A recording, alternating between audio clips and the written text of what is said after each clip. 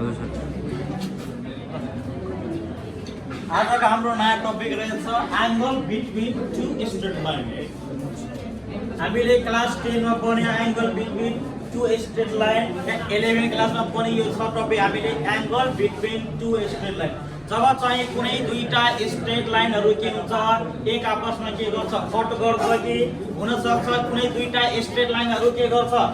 जब चाहिँ कुनै दुईटा स्ट्रेट लाइनहरु के गर्छ एक आपसमा के कट गर्छ भने एंगल बन्छ। सपोज यो के हुन्छ कट गरेको छैन है। सपोज यो पनि हुन सक्छ दुईटा स्ट्रेट लाइनहरु के हुन्छ एक आपसमा के हुन सक्छ प्यारल हुन सक्छ या हुन के हुन सक्छ दुईटा स्ट्रेट लाइनहरु एक आपसमा के हुन सक्छ त परपेन्डिकुलर हुन सक्छ या के हुन सक्छ त कुनै दुईटा स्ट्रेट लाइनहरु के हुन्छ एक आपसमा के गर्न सक्छ त कट गर्छ। जब चाहिँ कुनै दुईटा स्ट्रेट लाइनहरु एक आपसमा कट गर्छ भने के बन्छ बीचको एंगल बन्छ नि। यो दुईटा स्ट्रेट लाइनको बीचमा के बन्छ एंगल बन्छ। ए एंगल पनि के बन्छ दुईटा एंगल बन्छ। ए एउटा यो एंगल बनिरहेको छ एउटा यो एंगल बनिरहेको छ सरी एउटा एंगल एक्युट हुन्छ भने अर्को के हुन्छ त एब्ट्युट हुन्छ। ए दुईटा मिलाएर कति डिग्री हुन्छ 180 डिग्री हुन्छ नि। The angle भनेको त्यो थ्री टाइपको कन्डिसन हुन सक्छ स्ट्रेट लाइनहरु के गर्छ आपसमा के गरेको छ कट गरेको छ हुन सक्छ दुईटा स्ट्रेट लाइनहरु आपसमा के छ त परपेन्डिकुलर छ हुन सक्छ कि दुईटा स्ट्रेट लाइनहरु एक आपसमा के छ त प्यारल छ। तीनटा कन्डिसन हुन सक्छ है। त्यसैले हामीले यो थ्योरम मैले के गरेर आज ड्राइभ गर्न गइरहेको छु मैले ड्राइभ गरिदिएको छु मैले यसलाई एक्सप्लेन गरिरहेको छु मैले angle between two straight line. सपोज हामीले यो AB र BCD भनेको दुईटा के हो त यो स्ट्रेट लाइन हो है स्ट्रेट लाइन। यो बीचको एंगल मैले अल्फा र के माने बीटा मानेको छ अल्फा र बीटा भनेको angle between two straight line मानेको छ। यो एंगल यो स्ट्रेट लाइनको यो एंगललाई के भन्छ थाहा छ यो एंगललाई के हो इन्क्लाइनेसन एंगल हो। कुन एंगल हो त इन्क्लाइनेसन एंगल भनेको बुझ्छौ तिमीले इन्क्लाइनेसन एंगल भनेको इन्क्लाइनेसन एंगल याद गर्नुस्। इन्क्लाइनेसन एंगल भनेको कुनै एउटा स्ट्रेट लाइन छ कुनै एउटा स्ट्रेट लाइन छ त्यो स्ट्रेट लाइनको पोजिटिभ के हुन्छ पोजिटिभ एक्स एक्सिस को एन्टी क्लकवाइज डाइरेक्सनमा पोजिटिभ एक्स एक्सिस कता पोजिटिभ यता कि यता पोजिटिभ एक्स एक्सिस को एन्टी क्लकवाइज मा जुन एंगल बनेको छ नि के भने मैले पोजिटिभ एक्स एक्सिस को एन्टी क्लकवाइज डाइरेक्सनमा जुन एंगल बनेको छ त्यो एंगल भने के हुन्छ त इन्क्लाइनेसन हुन्छ। कुरा बुझ्नुभयो त एंगल यो यसलाई यसरी मेजर गर्छ भने यो के हुन्छ त क्लकवाइज यो एंगललाई यसरी मेजर गर्छ भने हामीलाई के दिन्छ त हामीले एन्टी क्लकवाइज। त कुन एंगलले हुन्छ हामीलाई anti clockwise positive X axis को एन्टी क्लकवाइज डाइरेक्सनमा जुन एंगल बनिरहेको हुन्छ त्यो एंगललाई के भन्छ त इन्क्लाइनेसन। हेर त्यस्तै गरी यहाँ के बनेको छ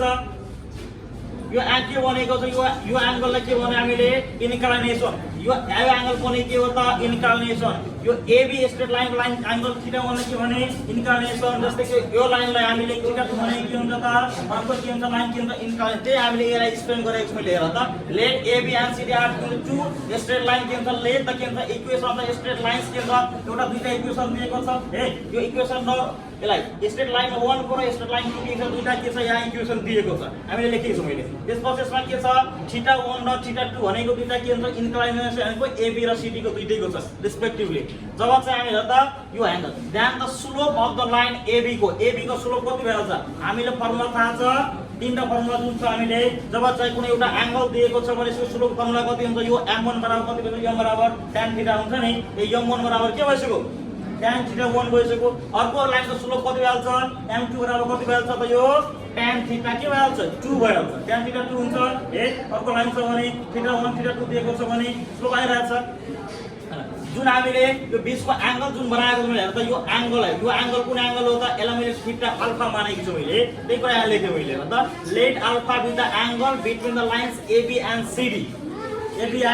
CD तर यसमा यो एंगल बनेको छ भने यो एंगल हेर यो ट्रायंगलमा हेर्दाखेरि हामीले यो ट्रायंगलमा हेर एकपल्ट यो ट्रायंगलमा हेर्दाखेरि के बनिरहेछ हेर्दा एकपल्ट यो एंगल बराबर के भइहाल्छ यो प्लस यो भइहाल्छ हुन्छ किन हुन्छ किनभने यो एक्सटेरियर एंगल हैन यो एक्सटेरियर एंगल बराबर के हुन्छ एक्सटेरियर एंगल इक्वल टु के हुन्छ sum of two opposite interior angle हुन्छ हुँदैन यो एक्सटेरियर एंगल बराबर के हुन्छ यो एंगल प्लस यो एंगल हुन्छ सम अफ के हुन्छ इन्टेरियर एंगल हुन्छ त्यही कन्डिसन यहाँ मैले लेखिदिएर के छ थीटा 1 बराबर के भइसक्यो अल्फा प्लस के भइसक्यो थीटा 2 भइसक्यो यो थीटा 2 लाई के गरा यसलाई उता इन्टरचेन्ज गरेको मैले यसलाई यता गर्दा पनि के हुन्छ अल्फा बराबर थीटा 1 माइनस के भइरहेछ थीटा 2 भइरहेछ अब के गर्ने यसमा tan थीटा लिने tan लिने taking tan of both side यहाँ पनि tan लाई युज गरेको यता पनि tan युज गरेर हामीले थाहा छ tan a माइनस b को फर्मुला कति हुन्छ tan a माइनस b बराबर tan a minus tan b upon के हुन्छ यो 1 plus tan a into tan b हुन्छ ल हामीले tan थीटा 1 को र tan थीटा 2 को हामीले भ्यालु थाहा छ के छ m1 m2 m2 हेर यहाँ आइसक्यो m1 माइनस m2 बाइ यसलाई हामीले tan अल्फा बराबर के भइसक्यो एउटा इक्वेसन आयो फेरि अगेन हेर जहाँ हामीले एंगल बनाएको थियो अल्फा प्लस बीटा बराबर कति एउटा स्ट्रेट लाइन बनिरहेको छ स्ट्रेट लाइन बन्दाखेरि हामीले के दिन्छ 180 डिग्री जान्छ यो alpha plus beta equal to 180 degree आयो भने यो बीटा अल्फा ले के गरेर पठाइदिउ ए यो अल्फा ले उता गरेपछि के हुन्छ 180 डिग्री माइनस के हुन्छ त अल्फा अल्फा हुन्छ भने ल हेर्नुस् अब यहाँ के आइसक्यो यसमा पनि के गर्छ tan taking tan on both side taking tan on के गर बोथ साइड दुवै साइडमा tan लिँदाखेरि हेर यो के आइराछ र यो 180 डिग्री माइनस के आयो अल्फा हामीले कुन फर्मुला सम्झिनु पर्छ त कास फर्मुला CA यो ST को लागि हेर यहाँ के छ 180 डिग्री माइनस के छ अल्फा छ नि ल कहाँ आइराछ यसमा आइराछ यो यसमा आयो 180 डिग्री माइनस के आइराछ थीटा यो केसमा यस के हुन्छ पोजिटिभ तर tan यसमा के हुन्छ त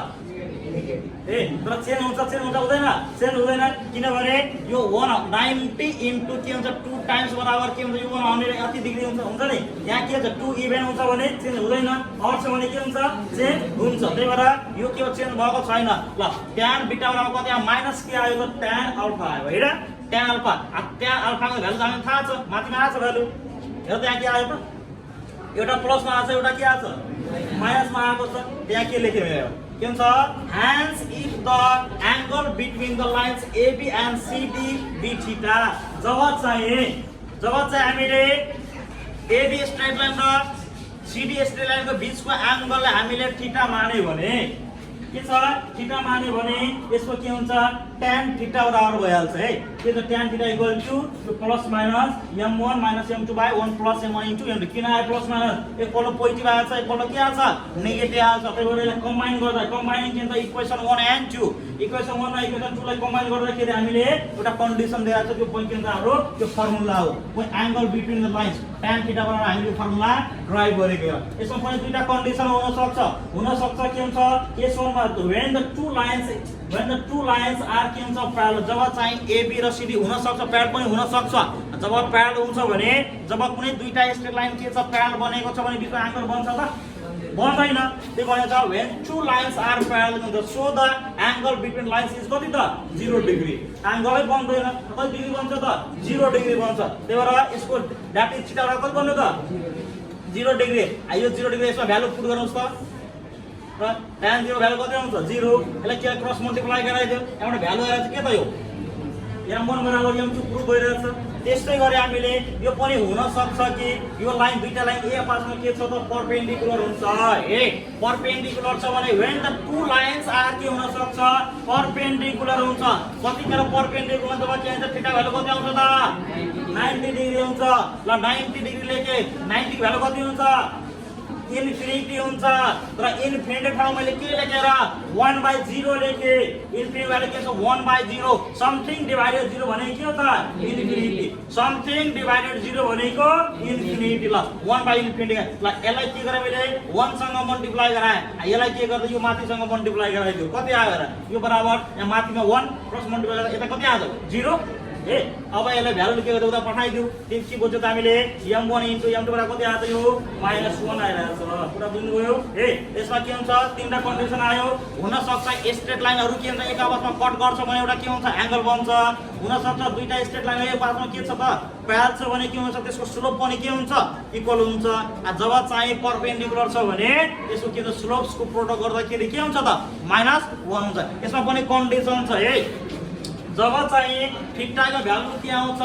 पोजिटिभ आउँछ भने हामीले यो बुझ्ने हामीले कुन एंगल बन्छ एक्युट एंगल दिइरहेछ जब चाहिँ थीटा को भ्यालु के आयो नेगेटिभ आउँछ भने यो कुरा बुझ्नु होला यो भ्यालु के आइरहेछ त हाम्रो एब्ट्युट एंगल आइरहेछ कि एक्युट एंगल आइरहेछ दुईटा कन्डिसन छ यहाँ मैले कहिले काहीँ क्वेसन सोधिहाल्छ फाइन्ड द एक्युट एंगल या कि त फाइन्ड द के भन्छ एब्ट्युस एंगल फाइन्ड गर जब चाहिँ थीटा भ्यालु के आउँछ पोजिटिभ आउँछ भने कुन एंगल आउँछ